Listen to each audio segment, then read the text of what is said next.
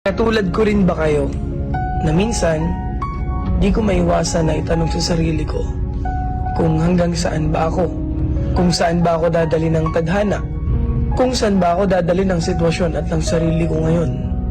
Kasi minsan nakakaramdam din ako ng pagod, pero wala namang choice kundi lumaban palagi dahil yun lang naman talaga ang dapat. Kaya kung katulad lang din kita, lagi kang lumaban sa buhay. Lagi kang magsumikap na maabot lahat ng mga bagay na gusto mo. Di naman lahat ng gusto mong matupad ay isang pitik lang. Lahat ng tagumpay at mga bagay na gusto mong matupad, pagod, puyat at hirap ang dapat mong isakripisyo.